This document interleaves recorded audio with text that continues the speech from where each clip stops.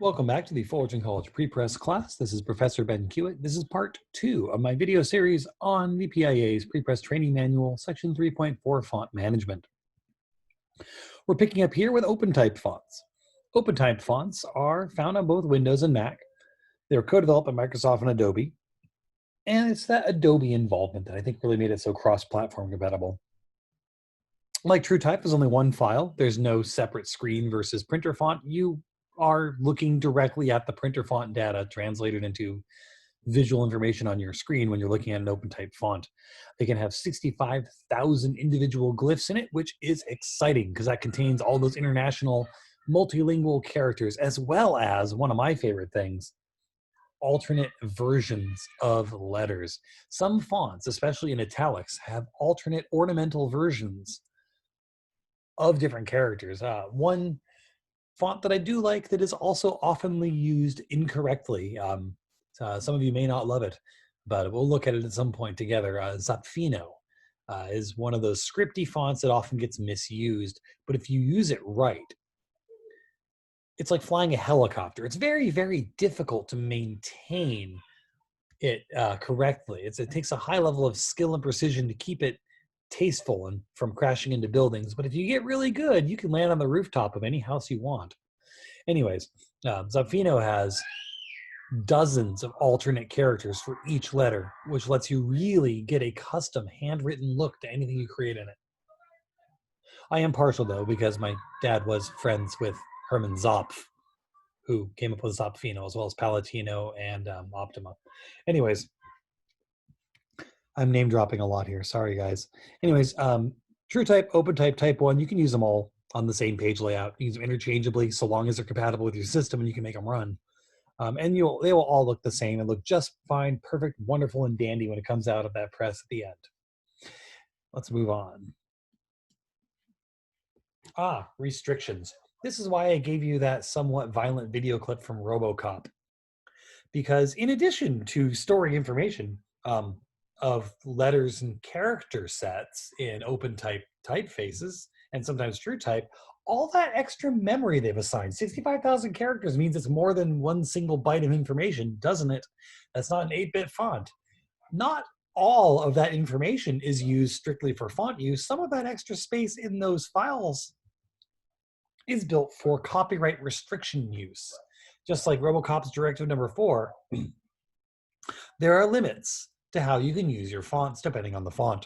Sometimes they allow you to embed the fonts in things like PDFs. They'll allow you to do things like look at it and print it. Most fonts allow that.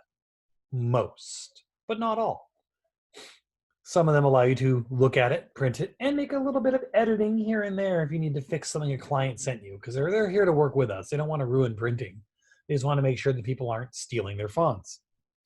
Some allow you to view, print, edit, and even install it onto a hard drive of a different computer just from the PDF. You can unembed and install it.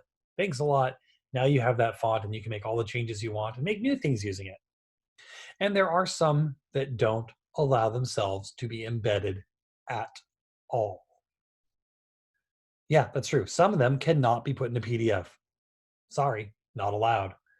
Those ones are typically demo versions. And clients will use them on you sometimes, and you'll have problems getting them to work. Don't forget, there are a couple typefaces you should always watch out for these days. If you see Minion Pro or Myriad Pro show up, exception being if you're looking at a Starbucks ad, in which case Myriad really ought to be there because that's their logo or what they use in it, you ought to question whether or not the font was embedded properly or if it could be embedded, because those are the default fonts of InDesign and Illustrator. So if they don't have it, it'll revert to Myriad in Illustrator and revert to Minion in InDesign. And that's a way of knowing that it did not work properly. When you get fonts online for free at places like DaFont or Font Squirrel, by the way, I totally prefer Font Squirrel. We'll talk about that another time too. Anyways, when you download them for free, oftentimes they are not all the way free per se. They're a free version or a demo version for you to use. And a lot of times I really would prefer, and I prefer it as well that you do, that you pay the person who invented them, because they take a lot of work to create these things. They're not easy. They're not simple. It's a ton of work. Anyways, I just think the artists should be paid for their work, don't you? So anyways, some fonts, even purchase ones, don't allow you to do everything you think you can do with them. So just be knowledgeable that there can be differences. Not all fonts function the same when you try to pass them along embedded in a document. Some won't do it at all. When it's a door, not a door? When it's in a joke book. When it's a jar. Anyways, my 4-year-old just got into joke books. Isn't that great? As if I didn't have enough dad jokes in my repertoire already. Oh my goodness. All the best jokes are about bears. Okay, so anyways, when a font is not a font is when you outline it. Command-Shift-O in most of our programs will do that. You select the type and you tell it to outline the type. And at that point, the computer ceases to see words and instead pulls up the vector information, because remember, all fonts is vector information, all of it. Every letter is a vector shape drawn by your computer. But you can tell the computer by saying to outline it to forget that it was ever a letter and just give me the shape itself. When you do that, the font is no longer a font.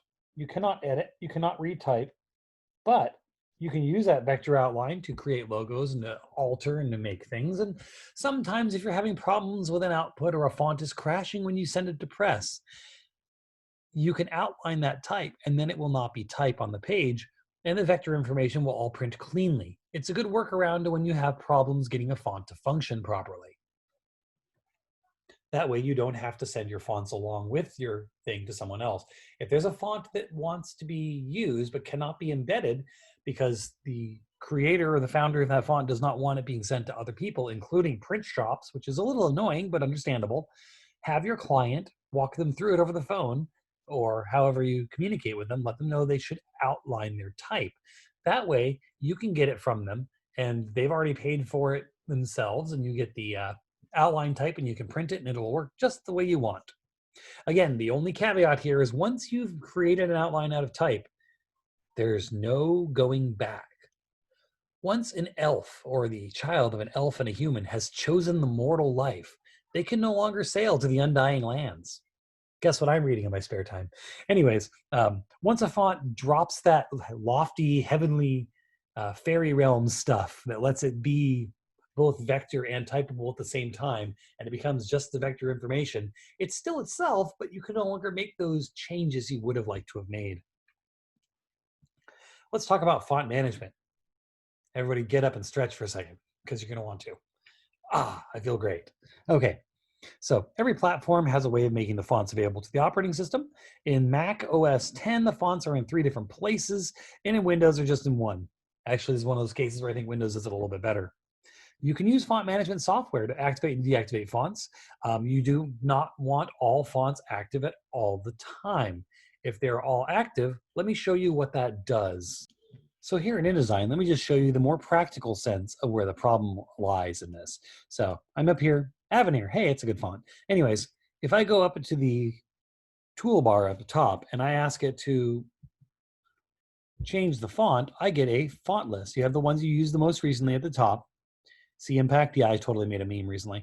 Scrolling down through all of this, you can then scroll through all the fonts that are currently active on your computer. And depending on how many fonts you have active on your computer, the amount of time it's going to take you to scroll through and see what's there is going to take longer and longer and longer if you have to go through all of these to get to something at the bottom somewhere.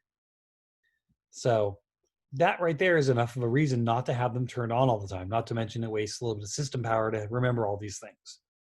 So when you can disable them when you're not using them, it's not the worst choice. Now, if your fonts are stored in places where the operating system has access, you cannot turn them on and off at will. This will lead to your fonts being substituted. Remember, we don't like substitutions in our meat, in our foods, and we don't like substitutions in our fonts. Because when the 100% beef means the beef that was beef was 100% beef, that leads to some interesting questions, both in food and in fonts. It should be what it is. And if you have too many fonts in your system folder, it slows down the overall performance of some of your software and of the person, the operator. I had worked at a job once, one of my lesser good ones, in fact, the worst one ever, where someone had bought a 10,000 font pack and installed them all. and activated them all. So if I was ever looking for a typeface for a design, I had to scroll through literally 10,000 typefaces to get to the ones I wanted. Unless I already knew the names of them and I was just going to be able to type it in and get the ones I wanted, that was a lot of scroll time. And they were really, really picky about how much time you wasted there. They went through graphic designers like Jabba the Hutt goes through interpreter droids. Anyways, why does the system folder have all these fonts? I'm glad you asked. Where do they come from? Some of them come with your computer and your operating system. There are Mac system fonts and Windows system fonts. Some of them come when you install your computer. Best example of this for you guys, the Adobe Creative Cloud automatically ships with some really good fonts, actually. I'm very glad they give you like the super duper full version with all these extra styles available of like Helvetica. Hooray. You're going to need those. Helvetica super duper duper thin and Helvetica extra chunky. Those are all useful things. So I'm glad they came with it. Other things, Microsoft Office will bring some stuff. Sometimes different internet browsers will install fonts, all depending on what it's expecting to see. So you'll find a ton of fonts showing up on your computer. In Mac OS X, you kind of need to move them from their random locations to put them into a location that's not operating system controlled. Because when the OS has control, the OS overrides and says, I need these, don't take them. And it doesn't really need all of them. So you'll find them under these locations, user library fonts and system library fonts. So for the user library and library, you should move all of these somewhere else because the system doesn't need those. Those are all specific to projects and specific to programs you've installed. However, the system library, that's where the ones the OS actually needs live. So you got to be careful in there and be a little more selective on what you move and where you move it to. So in OS 10, you should create subfolders where you're moving your fonts. In fact, this is good life advice in general. You should always create subfolders. It's the proper way to organize things on a computer. This also helps you know where they came from. You name them by where they came from. So you'll have a moved fonts folder, and inside there you'll have library, system library, and the user library. That tells you where you found them originally and where you're putting them. I should also add in all this that I will typically include a font file in the build file of a project I'm working on. So if I have to move it to another computer or send it to a different person to be worked on for any sort of reason, then it's all conveniently there in one place, kind of like when you package a file. And if we haven't done that yet, don't worry, we will do that. So user fonts, you move those to the user fonts. Local fonts, those also go, that's a library/fonts. That also goes to its own folder there. Ta-da, library to library. And system goes to system. However, here's a list. You should have it in your book as well of things that you are required to run your OS. If you remove these fonts, your OS will have some real problems. Don't touch Helvetica. Don't touch anything that says Apple in its name. And there's a few others on here as well that you really want to watch out for. Depending on what's installed, you should find out what is actually necessary before you move things, because I don't want you to screw up your computers. And if you're ever back on campus with my computers, I really don't want you screwing up my computers because that's a big headache. But the ones that are allowed to be moved, but if you want to move those, you also have to be in with admin rights. So don't worry about doing it on my computer. You don't have admin rights on my computers. So if you don't have admin rights, you can't do this. And you move those as well to the system one. And by moving them to these system library fonts, if things are having problems and you realize you moved one by accident, it's easy to move them back. Web core fonts. There are specific fonts that come on Windows and Mac that are the common interwebs fonts. These are they are Microsoft fonts. A lot of them are not great, but they're common. Gosh, I have no love for Arial. The Mermaid, she's pretty cool, but the font, why have Arial when you have Helvetica? Why drink Shasta when Coke or Pepsi is available?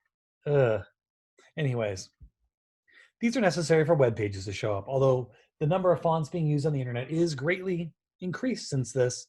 And don't forget Impact, the meme font, necessary for memes. I'm just about out of time for this time around, and there'll be just one more video to finish off this chapter. Thanks for sitting through all my ramblings and inane commentary. Till next time.